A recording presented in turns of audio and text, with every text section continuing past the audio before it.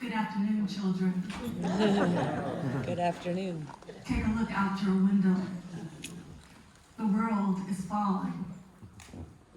It's almost time to go. Dance the dance electric. The rhythm is love, and love is blind. Love your enemies. There isn't much time. There isn't much time. Today, I'm going to talk to you about life, death, and I changed it to Joie, Vivre, and Prince's cinematic and musical Odyssey. And I just cited lyrics from The Dance Electric, which was written by Prince in 1984, as we celebrate 1984 this week and all year. This past spring, I taught a course called The Art of Gathering, based on the book by Priya Parker called The Art of Gathering. And the chapter that really resonated with me was chapter 8, which was about closings. How do you close gatherings? And the title of that chapter is Accept that there is an end. At the end of the semester, on the last day of class, I asked my students to write on post-it notes what resonated with them from the book as well as from the course. I was pleasantly surprised that the students got the content that I wanted them to get. Openings and closings are important in gatherings. Things don't have to be done the way they've always been. And one of my personal favorites, passion creates meaningful and beautiful art. However, I clutched my pearls when one of my students wrote, "Everyone dies." And I was like, "Where did you get that from in the book? What chapter, what words resonated with you?" She said, "I didn't get that from the book. I got that from you." And I was like, "Can you tell me, what did I say?"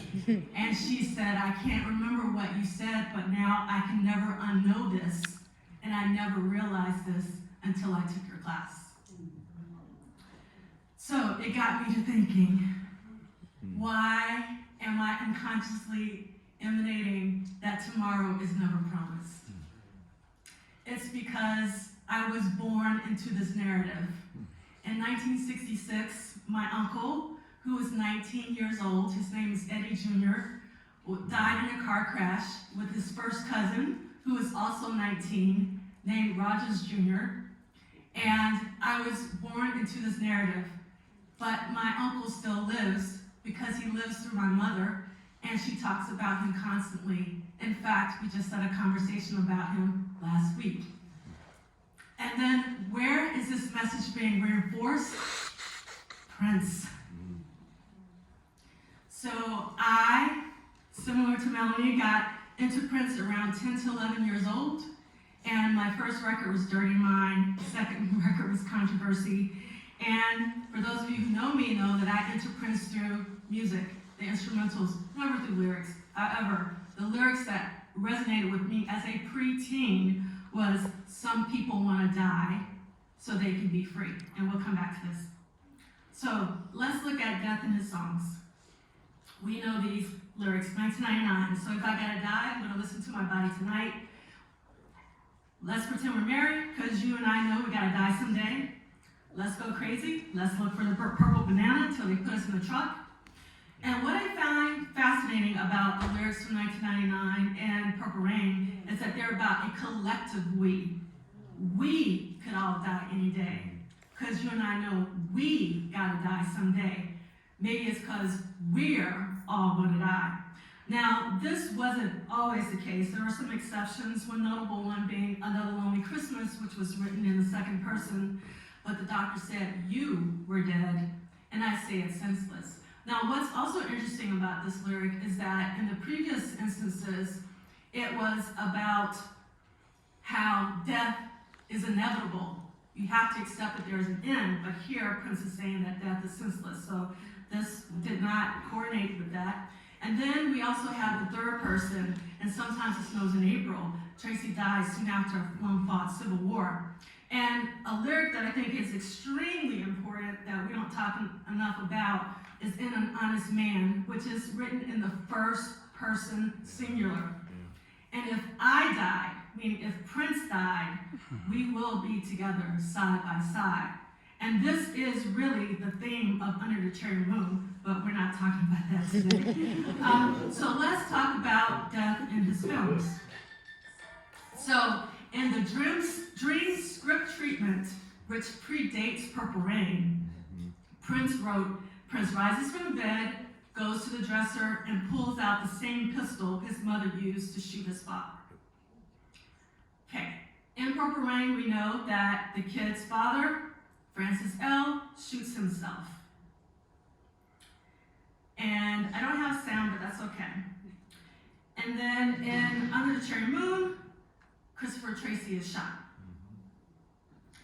In Graffiti Bridge, the kid contemplates shooting himself just as his father did in Purple Rain.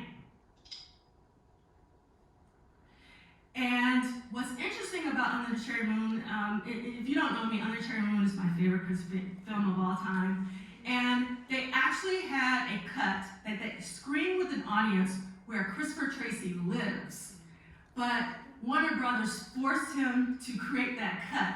Ultimately, Prince won, but there was a happy ending to Under the Cherry Moon. And Howard Bloom, who was Prince's publicist at the time, goes into a lot of detail in his book, Einstein, Michael Jackson, and Me, about this, if you want to know more about that. But Prince wanted Christopher Tracy to die. In fact, so much so, but he died for one. He tells us at the very beginning of the film that Christopher Tracy's going to die. Okay, so another method of death that Prince talks about in his songs and films is suicide. Now, going back to this lyric, as a preteen, when I heard this, I equated this to suicide. Some people want to die so they can be free. I always have.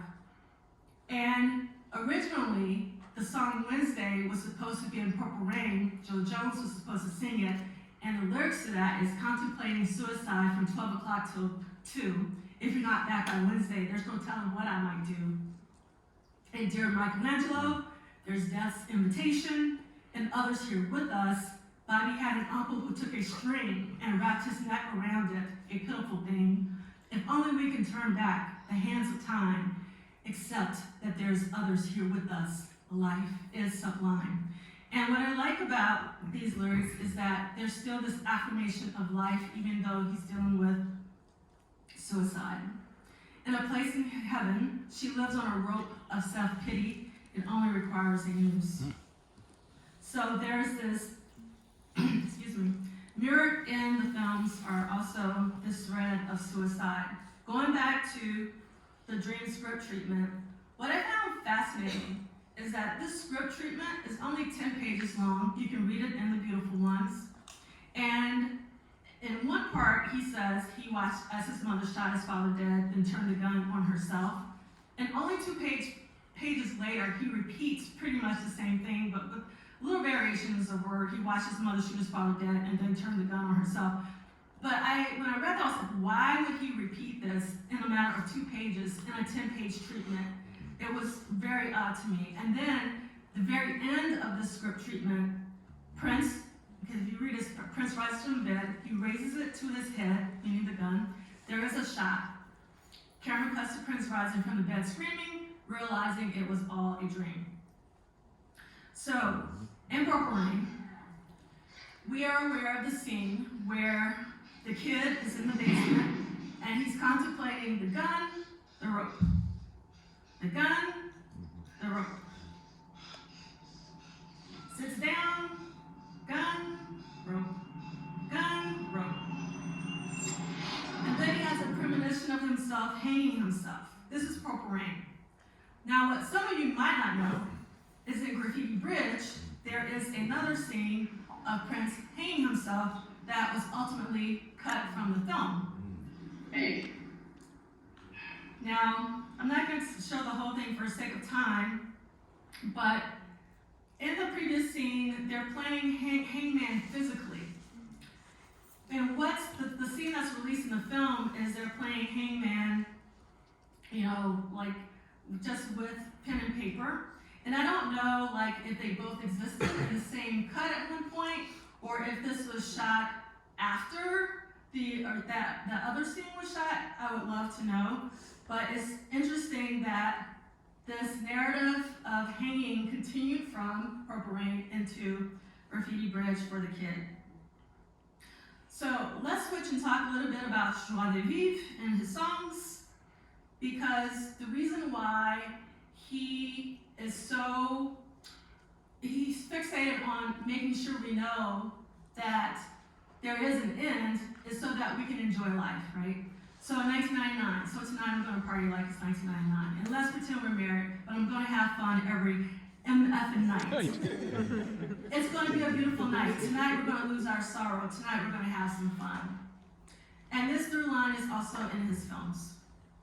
And Baby on the Star, which is the most revelatory, celebratory, joyous end of a Prince film, we experience it. It's a collective we. But in Under the Cherry Moon, and I don't have sound in this one because I would be distracted by hearing him sing.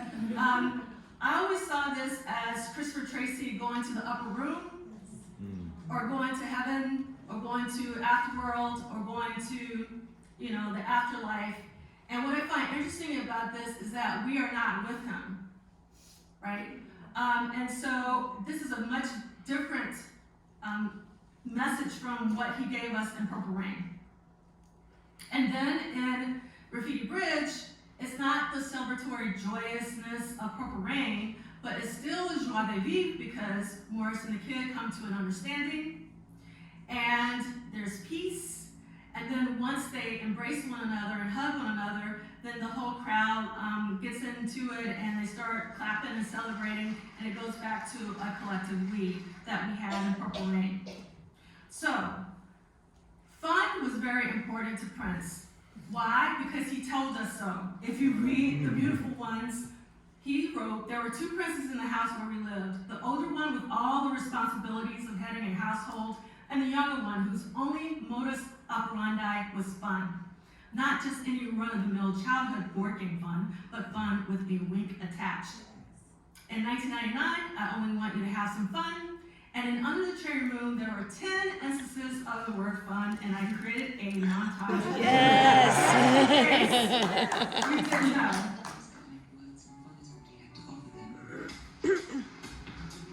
And I thought this would be fun. I do nothing professional. I only do things for fun. I like to have Fun. There's a wonderful word. Well, it's no fun to depend on other people for rides. Because you experience the real fun. Tell you what, give me a dark room and a Sam Cooke album. I saw the real fun. So, in another cut of Under the Cherry Moon, the beginning of the film was, We had fun, didn't we? and as we know in the theatrical release, Christopher Tracy's last words were, We had fun, didn't and we did have fun. And I thought that was really interesting that at one point Under the Cherry Moon was bookended by we had fun, didn't we? And I kind of wish that it would have remained that way. All right, so all of this is about affirming life in terms of, again, that message of death. And we see this come in his songs again, 1999 being like Exhibit A, just keep coming back to the song for these themes. Life is just a party. Let's go crazy. You better live now for the Grim Reaper come knocking on your door. But everything that we've been talking about has been young Prince. Elder Prince, the Prince who wrote The Beautiful Ones, said life is better lived.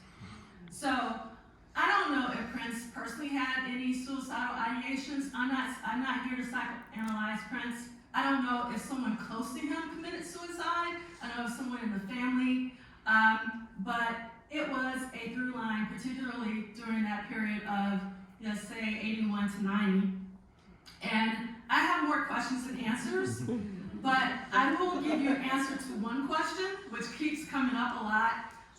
What is just around the corner?